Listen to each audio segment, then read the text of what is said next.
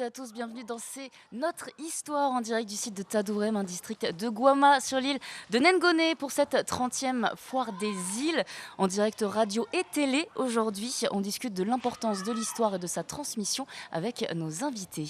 Et aujourd'hui, on va recevoir donc Pakaloy et Akelwaya et on va leur demander de nous raconter un peu leurs histoires. Et vous allez voir, elles se croisent, elles s'entrecroisent, elles s'enchevêtrent presque. Et à travers leur parcours, on va comprendre un petit peu mieux l'histoire de Marais, l'histoire des clans, etc. Et notamment, on verra un petit peu l'évolution des métiers de l'enseignement grâce à leur parcours et à leur regard. Akelwaya ne va pas tarder à nous rejoindre, mais Pakaloy est déjà avec nous. Bonjour Pakaloy. Bonjour tout le monde, je suis Bonjour. déjà là. Bonjour Et en Pakaloy. pleine forme, vous êtes magnifique, elle vous va très très bien cette chemise rouge. Couleur de sang, oui. Couleur de sang. Ouais, couleur de la vie. Alors Pakaloy, vous êtes très très connu à travers les îles Loyauté, à travers cette île de Marais. Vous avez été fondateur et toujours à la tête de l'association Tapéné. Alors j'aimerais qu'en introduction de cette émission, vous nous expliquiez un petit peu ce qu'est cette association, ce que veut dire Tapéné, que vous nous contextualisez un petit peu pourquoi est-ce que vous aviez créé cette association.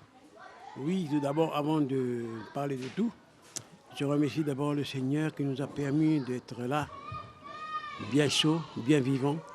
C'est grâce à lui. Merci Seigneur.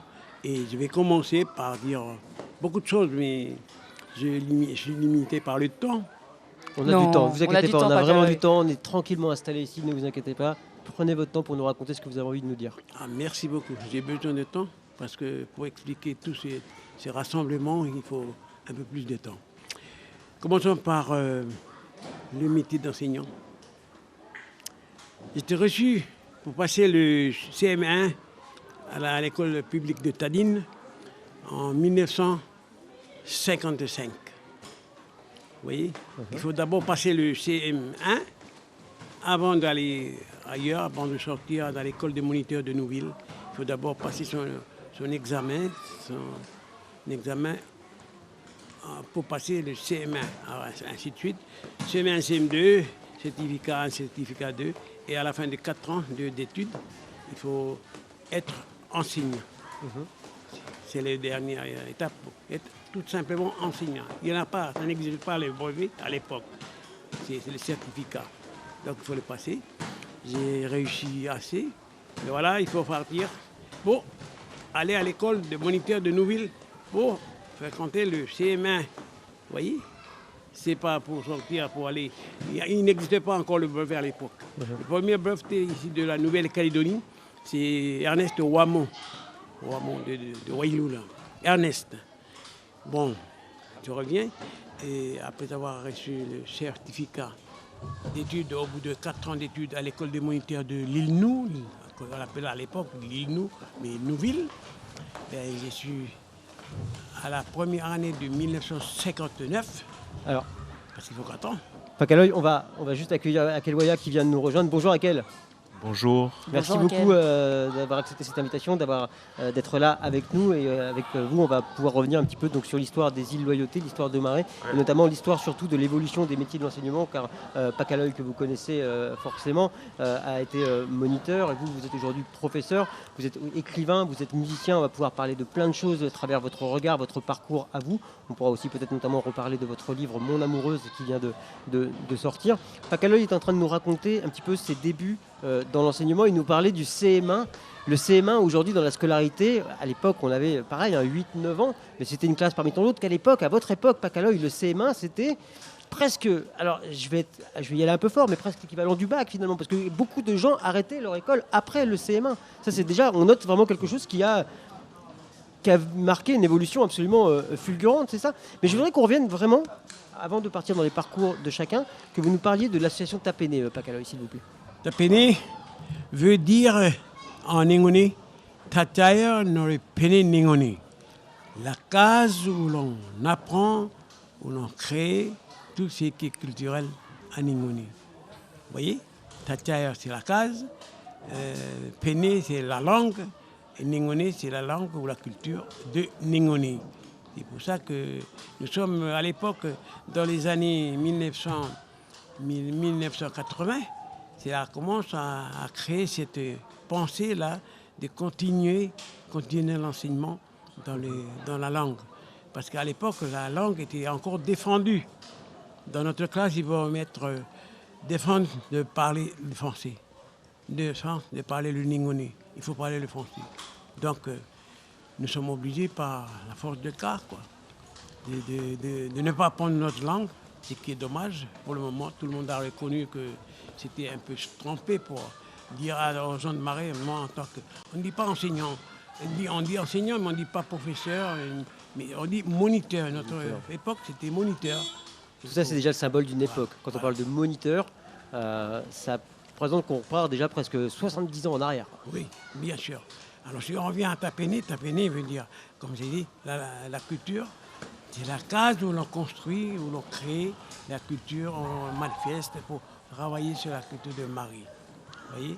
Alors, dans les années 1980, ce sont les premiers vieux qui sont maintenant pas, ils ne sont plus. Par contre, il reste deux, M. Léon Cotier et moi, Thierry Donné Caloy. Après cette année-là, on a par la suite, quand la structure province des îles a été créée, vous voyez, alors on a créé le centre culturel lyonnais. L'ouverture du centre culturel lyonnais, c'était 1994. Et on a pu continuer pour maintenir cette langue, parce qu'à l'époque, on dit, tu perds toutes les qualités, vous voyez, tout ce que tu avais appris dans ton coin, il ne faut pas les perdre. Merci. Donc, on a besoin de garder ça. Akelwaya, quand vous entendez les propos de Pakaloy aujourd'hui, est-ce que vous sentez que quand même on a avancé par rapport à ça, par rapport à l'éducation des langues? Aujourd'hui, on a repris conscience de l'importance des langues maternelles dans l'éducation ou dans l'enseignement en tout cas, Akelwaya? Oui. Oui, donc bonjour à tous les auditeurs. Bonjour Pépé. Moi aussi. Voilà, donc je suis également enseignant et conseiller pédagogique pour le compte de la direction de l'enseignement de la Nouvelle-Calédonie. Et voilà, je me retrouve là face à un dinosaure de l'école. C'est vrai que... Un joli dinosaure. Voilà, c'est avec beaucoup d'humilité que je vais prendre la parole. Et puis, donc, l'EILM, l'enseignement intégré des langues maternelles, a démarré, en tout cas en 1992, en même temps, juste après les premières années de provincialisation. Donc 10 ans après cette époque de la création de l'association Tapéné, où encore le Nengone était interdit, ou en tout cas où il fallait inciter les enfants à parler français. Oui, voilà, donc maintenant c'est de mise, c'est dans les programmes, c'est dans les projets éducatifs de la Nouvelle-Calédonie, avec les 4 ambitions, donc il y a une prise en compte de la culture, non seulement de la culture kanak, mais de la culture des langues et de la culture océanienne en général. Voilà, donc il y a 2 entités institutionnelles qui s'attellent à travailler sur ça, donc à savoir la direction d'enseignement de la Nouvelle-Calédonie et le vice-rectorat. Et puis après, comme on est dans l'ordre de l'adaptabilité des programmes, chaque province réfléchit et met en œuvre des activités et des actions en direction de la langue, de la culture. Et c'est contrôlé, c'est sous l'égide de la direction de l'enseignement de la Nouvelle-Calédonie qui exerce un contrôle pédagogique. Et aujourd'hui, l'enseignement de l'histoire, c'est toujours une histoire française ou justement l'enseignement de l'histoire de Nengone, l'histoire des contes, des légendes, c'est quelque chose qui est intégré dans les programmes? Alors c'est intégré puisqu'il y a eu un manuel qui est paru avec l'histoire calédonienne. Voilà. Après, c'est vrai que la mise en œuvre dans les classes n'est pas toujours évidente parce que ce sont des collègues de données historiques. Après, il y a, si vous voulez, il y a une adaptabilité des programmes à faire valoir dans les classes pour que ça soit à la portée des enfants. Et des fois, les textes à caractère historique sont assez difficiles à comprendre. D'où l'intérêt de faire également un travail interdisciplinaire avec le français. Et aussi une manière d'intéresser les jeunes, c'est aussi travail de compréhension. Les contes et la musique. Et justement, on va faire une pause en musique. On va écouter Okerios. C'est l'ancien groupe de Goulan. Ils sont de Marais. On va écouter Nengone. Et on se retrouve dans quelques instants avec Akelwaya et Pakaloy. Merci, à tout de suite. Toujours dans cette belle ambiance.